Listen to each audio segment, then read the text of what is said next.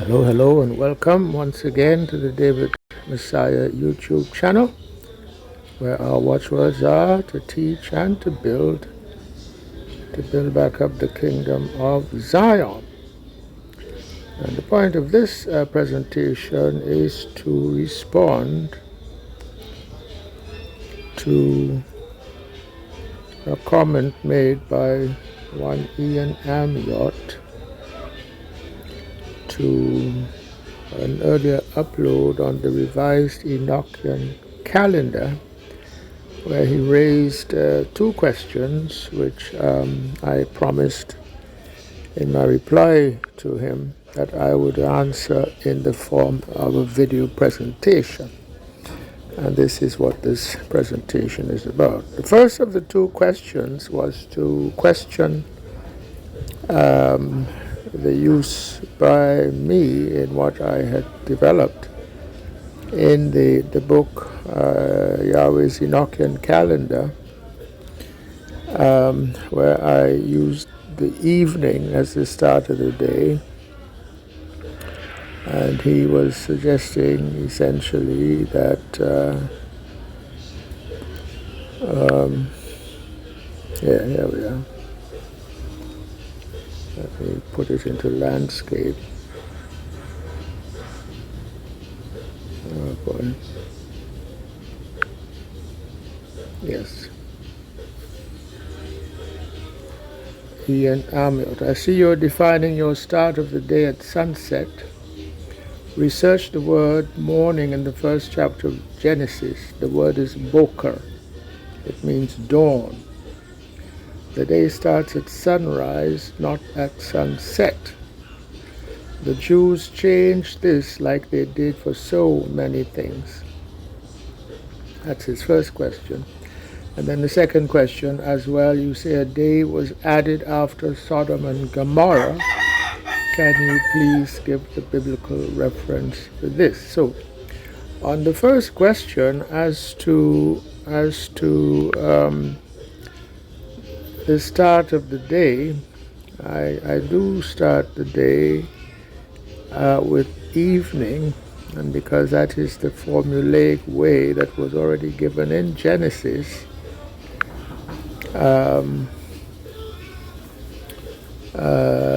wherein in the formula given in Genesis, and this was the evening and the morning of the. Well, let me go into it.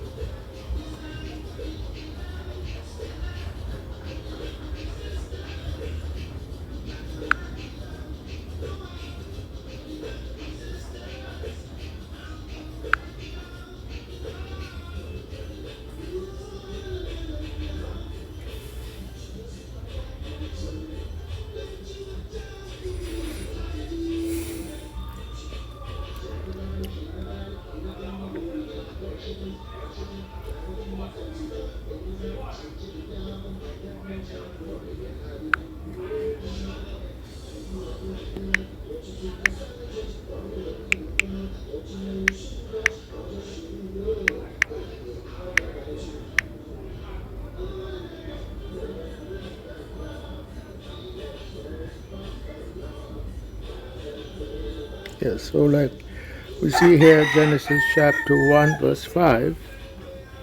This is speaking as to the first day. And it says in verse 5, and God called the light day, and the darkness he called night, and the evening and the morning were the first day. And we note here that there are two definitions of day here. One is with a capital D.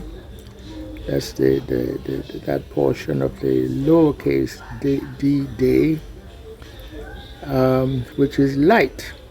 So in the second definition of day, which is spelled with a lowercase d, It comprises both the uppercase D version of day, which is light, and also that part of the day that he called night.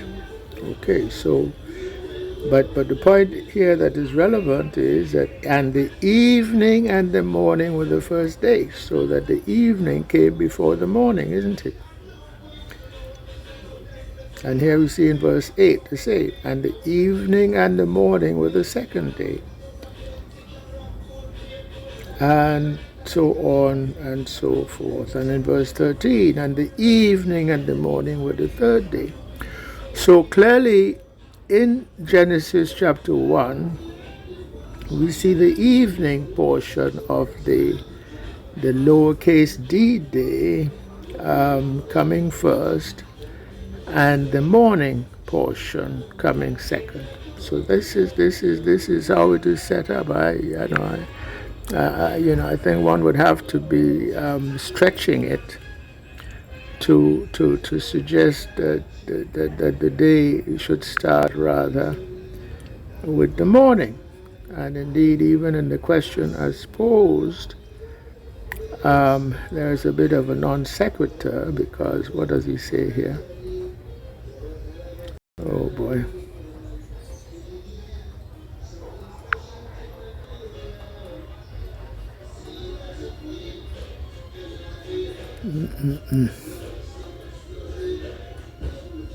I'm kind of technologically challenged, and also the capability of this handheld device is not very great. Oops.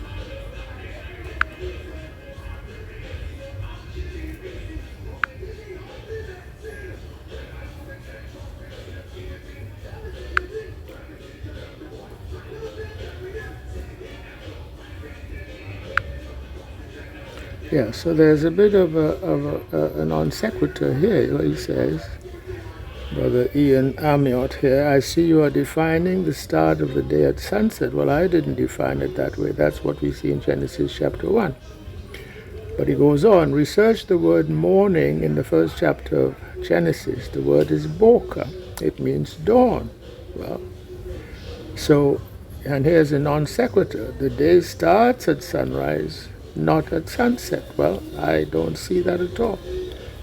So if you want to say, and the evening and the dawn were the first day, and the evening and the dawn were the first day, it doesn't follow that the day, the lowercase d day, the 24-hour day, based on that recognition, you can't form the conclusion that the 24-hour day ought therefore to start with the dawn as opposed to the evening.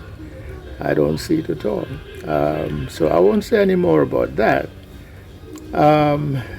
What are you implying is that in the very word dawn is the implication that must come first. And I don't see that is necessarily the case in any semantic sense at all. Not the 24-hour day, no. The parts of scripture, I could go deeper into that question, because the sort of distinction between the evening and the morning arises in many places. For example, the Passover. Passover starts at the evening of the 14th day, at the end of the 14th day, is what I should say, at the end of the 14th day, going into the evening of the 15th day. And then the dawn of the 15th day would be the following day morning, which then is your first day, certainly sunlight or light day of the Feast of Unleavened Bread. And that same sort of formulation in the law that we find in Leviticus comes up also at other places, I believe, in the going from the end of the ninth day of the seventh month, going into the evening, which starts the 10th day, starts that Day of Atonement. And there are other places as well. So at least there's an internal coherence and consistency in then how the feast days are described as to how they should be followed, which is consistent with the day having, the 24-hour day having started or starting as a general rule with the evening as opposed to the morning. But one can argue the point, I suppose, but I don't think it's even all that interesting, because there's nothing.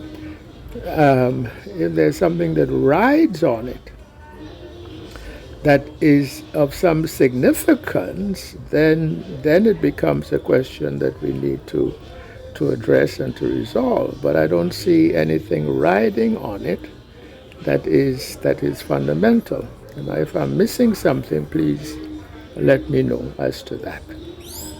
Okay, now as to the Sodom and Gomorrah question, as well you say a day was added after Sodom and Gomorrah. Can you please give the biblical reference for this? Okay, there's a short answer to that and there's a long answer to that. The short answer to that is no, I cannot give a biblical reference that says that the 366th day was added after Sodom and Gomorrah. I'm not aware of any scripture that says so. I would not be surprised if there were. But what I do assert is that information was given to me. And it was given to me in my capacity as that David Messiah, as one given the gift of Urim and Thummim, as one who could, in prayerful inquiry, pose the question and then get an answer that is a reliable answer. That is what I assert. Now, but having said that, we can look at some other scriptural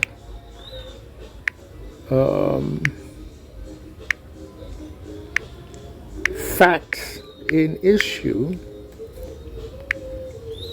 which at least let us to know that there at some point had to have come a 360, and it can be proven very simply, just as a mathematical fact. And here it is in the book of The Secrets of Enoch, chapter 16, verse 4, where we are given this piece of scripture, and unto the sun there are 365 days and a quarter. Well, there's no such thing as a quarter of a day in terms of the ending of an annual cycle. The day must end where it, in effect, just before where it began. Okay, so whether you're using a sunrise definition as to the beginning or an evening definition as to the beginning of a day, as in my sort of definition, would end at when the sun goes down, okay, and that would be at the evening. Okay, and if we have a 365 and a quarter days, this must be an average. And we know for a fact that in Enoch's day, it was only 364 days. Just read Enoch chapter, I think starting at chapter 72. So that is clear. So if we had 364 days to the year in Enoch's day, but also Enoch was looking forward to a time when it would be 365 days and a quarter. There's only one way for that to happen, and that is to have 365-day years, that to have been introduced at some point, and also 366-day years. Unless there's also some kind of, you could have also variations where there are 367-day years and 368-day years and so forth, such that you can add up to a 365 and a quarter days as an average. But in fact, we have only 365-day years and also 366-day years, and that too was given to me, as I've said, as a servant of the Most High. Now, there's an interesting fact about, well, there's more to it.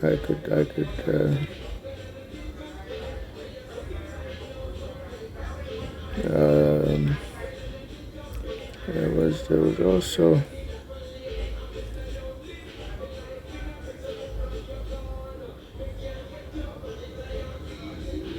and here's where I give the answer, so to say. I was further informed that this occurred first because of the unrighteousness of man that necessitated the Most High's judgment of the great flood. And second, because of the still more unrighteousness which is prophesied at Enoch chapter 106 verse 19, or was it, I think maybe 105 verse 19. Anyway, one of the two, always get those two confused, which led post-flood to the destruction and example of Sodom and Gomorrah. The first great judgment, the flood, was accompanied by the first change in the equinox return cycle. From 364 days, it changed to 365 days. 1 day each year was added.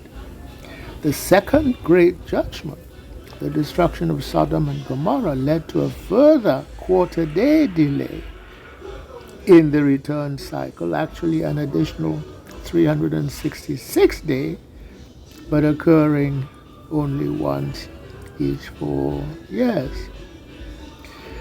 So this is, again, I'm not saying that there's anything that I've seen in Scripture that specifically says that this quarter day was added after the destruction of Sodom and Gomorrah.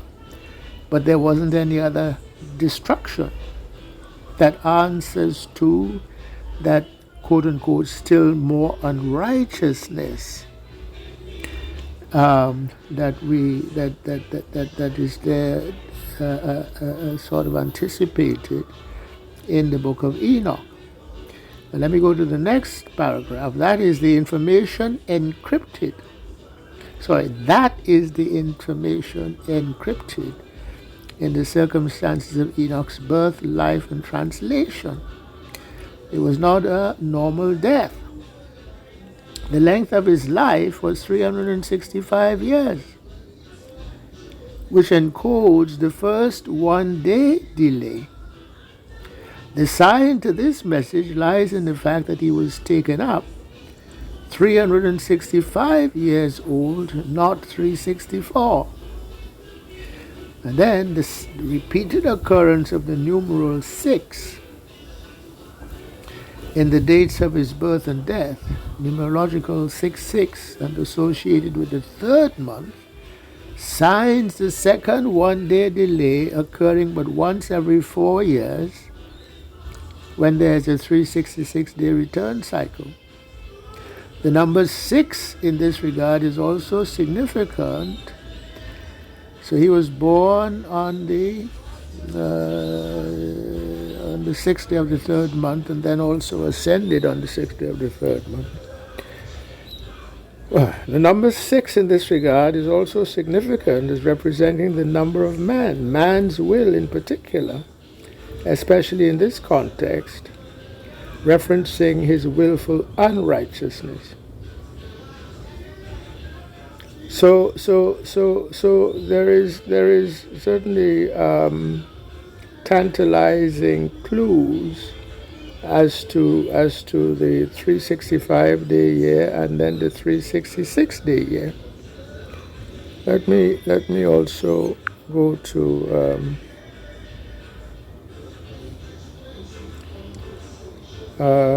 there's a Buddhist prophecy.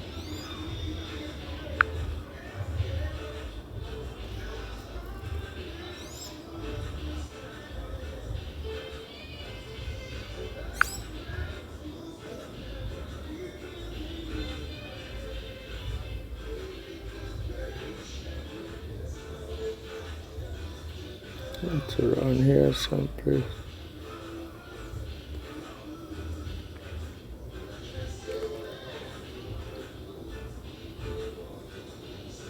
And there are 2 points I would make about Buddhist prophecy, about the coming of the Nagarjuna.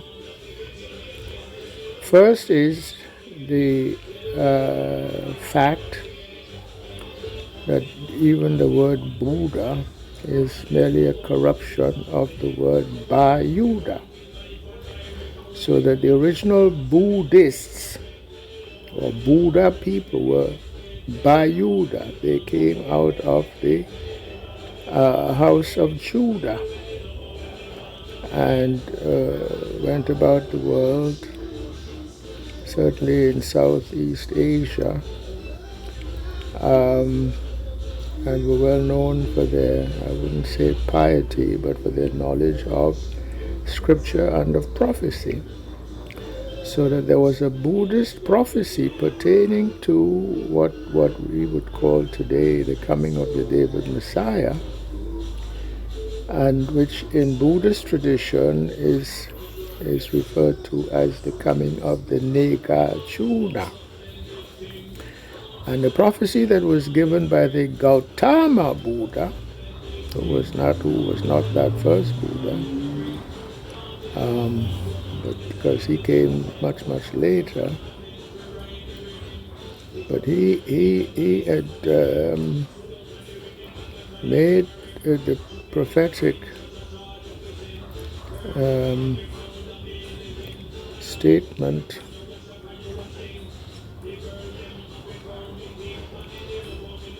that, prophecy of Gautama Buddha. And here where it says,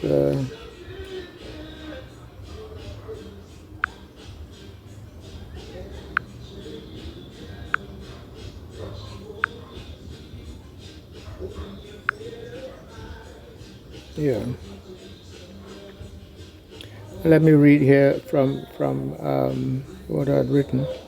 I rely on the summation of Gautama Buddha's time-related prophecy as given to Eugene Adams using Buddhist sources. See page 239. It pertains to the coming of that future Buddha, who we may take to be David Messiah.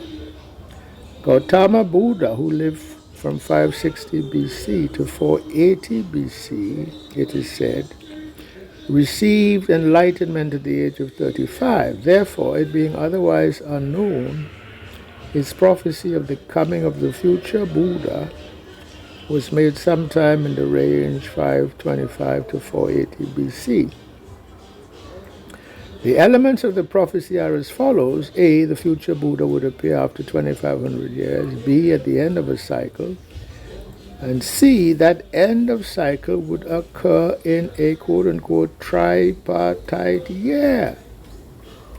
And that has always been a puzzlement for those trying to, decode this Gautama Buddha's prophecy. What is a Tri-partite year? Just to give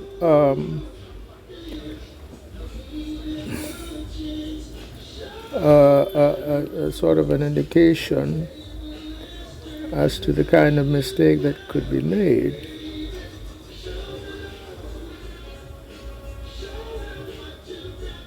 Well, let me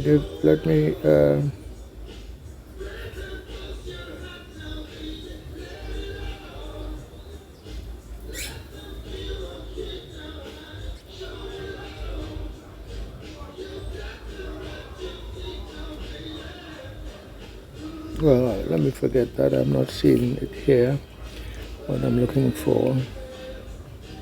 So let me just go with what is there. The third observation to make is that Gautama's prophecy has been problematic in that the terms cycle and tripartite year have not been clear in their meanings. Remarkably, since volume 3, which is my book, which is the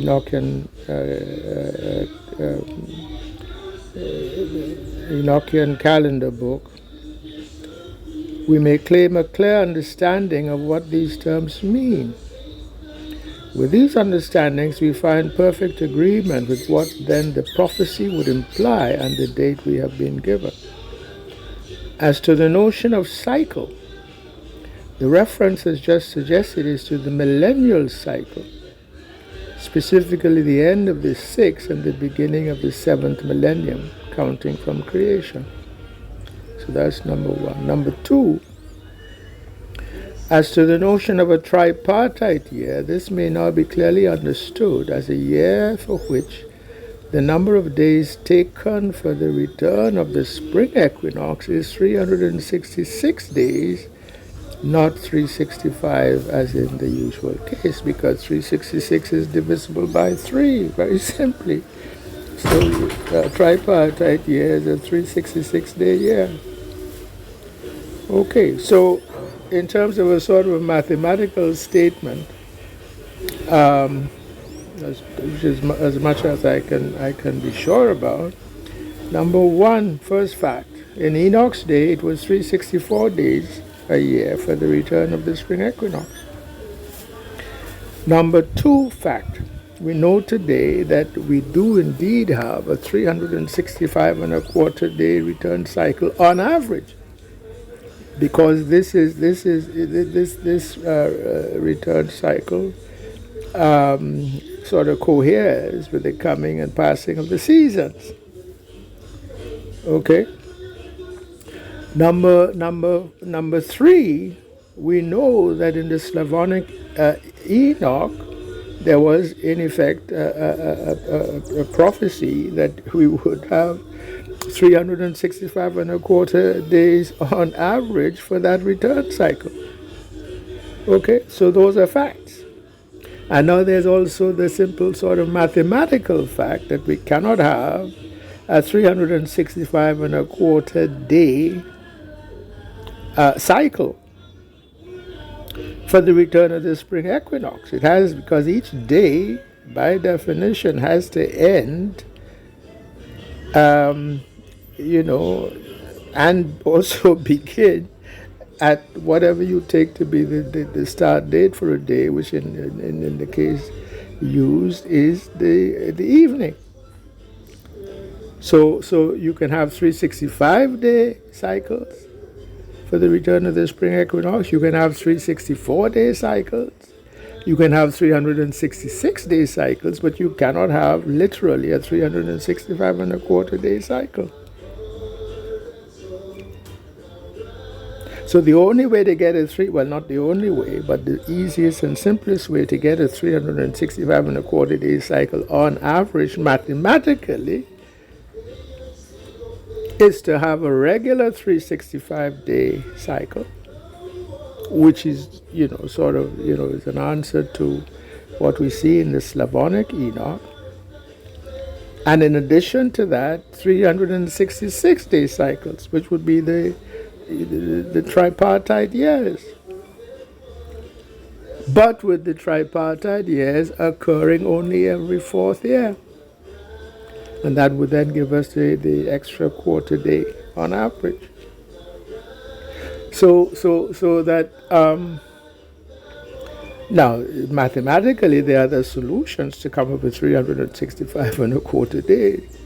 But then, you could have 366-day years and 368-day years. And if the frequency of their occurrence is well enough sort of, specified, then yes, you can have a quarter day on average. But the simplest is actually the 366-day years, but occurring only every fourth year. Now, there's also, and let me go to scripture in that regard.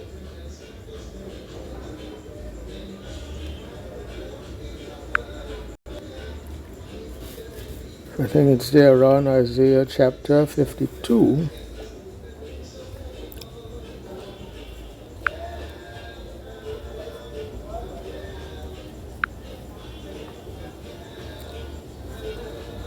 This is the idea that there are things that the David Messiah would say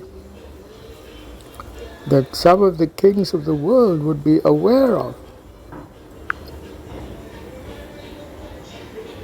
Let me see if I can find it.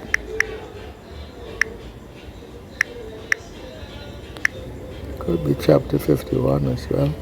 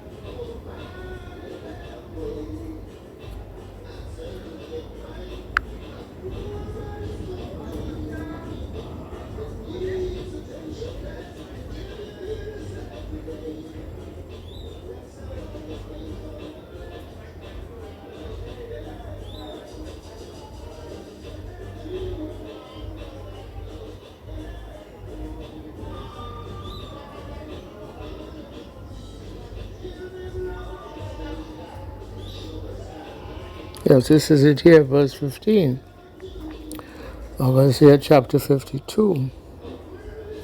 So shall he sprinkle many nations. The kings shall shut their mouths at him. For that which had not been told them shall they see, and that which they had not heard shall they consider. So this is not strong, this is weak, but this is the idea that there certainly are scriptural references of which I remain unaware, because the Vatican has, miles and miles of stacks under the Vatican of scriptures, which some of which or one of which may have that prophesied reference, stated in so many words that after Sodom and Gomorrah, an extra day, but only once every fourth year, was added to the return cycle. And that's how they could know with the Gregorian calendar to make it, in effect, 365 and a quarter day year on average, by having a leap year Or yes, it's a leap year. That's how that works. So every fourth year, the month of February is given an extra day. Right? So they obviously knew something. And also, Gautama Buddha also knew something, because he could speak of a tripartite year. Well, if a tripartite year is a year with 366 days to it for the return cycle, that means that is information that was known at some point in the sort of, when Jerusalem fell around 600 or so BC, and Judah was scattered out, among other things, to found that Buddhist movement in the Southeast Asia regions. That first Buddha could have been talking about a tripartite year, which then was sort of picked up by the Gautama Buddha, so that this information was known. If it is known, it is likely that it was written down someplace. But I don't have the reference to it. Which is why the kings, some of the kings would be astonished that here would now come this fellow who seems to have this information, but somehow he shouldn't have it because they have it and they've made sure not to put it out there in the book. You understand? So that would be my answer to that very thoughtful question. And I thank you, Brother Ian, for raising it. I hope this is helpful. It's been a sort of a dilatory kind of reply. It took a lot of time to put it out. If I did it again, I could do it in perhaps 1/3 of the time. But I don't have the time to redo it, so please accept it as is. With that, I give all praise, I give all thanks to the Most High God, Yahweh. And to those listening, I say Shalom.